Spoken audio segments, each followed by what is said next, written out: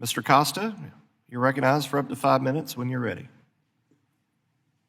Thank you very much, Mr. Chairman Rauscher and Ranking Member Napolitano. Always good to be here in the committee with an opportunity to share my thoughts on projects that I think are important to the people of the 21st Congressional District of the San Joaquin Valley. Holding this hearing obviously gives members an opportunity to discuss their priorities for the 2024 Resources Development Act. As a member that's been around for a while, I do appreciate the committee sticking to the traditional bipartisan WARDA process and committing to work in a bipartisan manner. The three of us know that that's how you really get things done, and I appreciate that very much.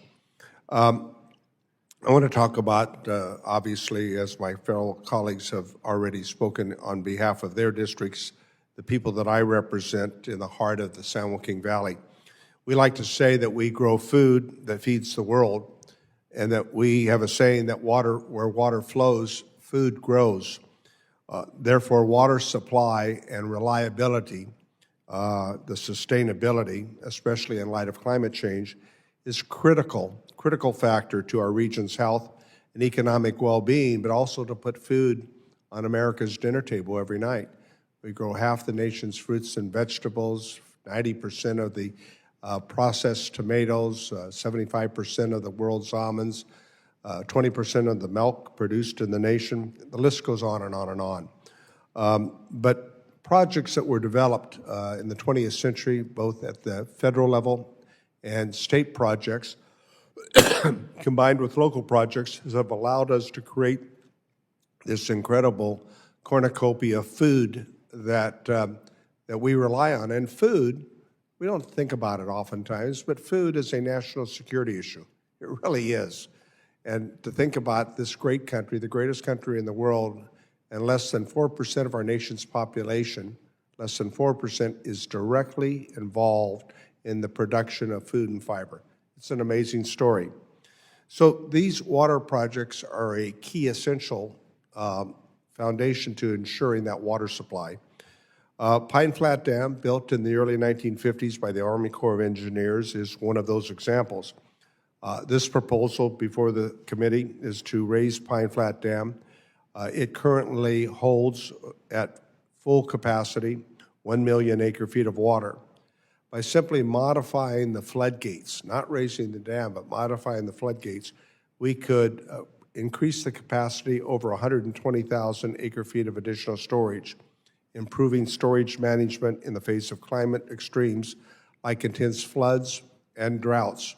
It seems to be in California, but other parts of the country where we have incredible water, rain, snow, more than we can handle, and then extreme periods of drought. We just came in California, in the West Coast, with 3 consecutive years of extreme drought. And we prayed and we prayed and we prayed for rain and snow in the mountains. And we must have prayed really good, because last year we had record amounts of rain and snowfall to the point where we had floods. And that was a challenge. But, you know, on the Colorado River that provides water for a lot of the western states, the Lake Mead, Hoover Dam that we're all familiar with, has not been filled since 2000. So the world has changed. What we thought was a 17 million acre-feet of yield on the Colorado River on an average 10-year basis, we're now determining is more like 10 to 12 million acre-feet on a 10-year average. And that has dramatic impact for the upper basin states and lower basin states. So additional benefits to increase opportunities when we do have flood levels and above average rainfall allows us to plan to recharge our groundwater, to restore our overdraft aquifers. Representative Napolitano has been very active in Southern California and elsewhere where they have successfully recharged aquifers that have been depleted. That provides the water for municipal supply as well as for agricultural supply. And we're really beginning to do a much better job, I think, in recharging our groundwater in rural areas than we have in the past.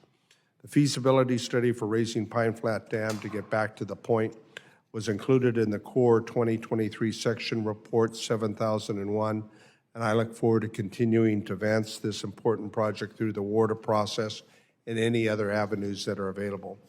As I spoke a moment ago about how climate change is impacted with weather patterns, with extreme droughts or extreme floods, I want to let the committee know that your support in recent years for the Forecast Information Reservoir Operations effort, otherwise known as FARO, has been very helpful.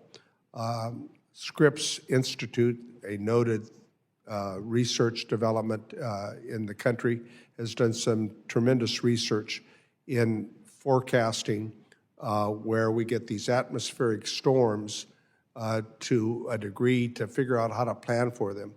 Last year in January and then subsequently again in March, we had an incredible amount of these atmospheric storms that Scripps has monitored and others.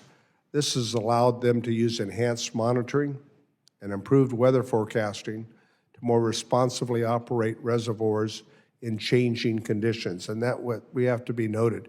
Projects using FARO and additional flexibility have seen notable increase in water supply and storage benefits during times of drought. And given these promising results, I think we should expand FARO for more reservoirs, including Bureau of Reclamation projects around the country. I mean, I'll give you an example. Again, in California, my time's expired. The gentleman's time is over by almost 2 minutes.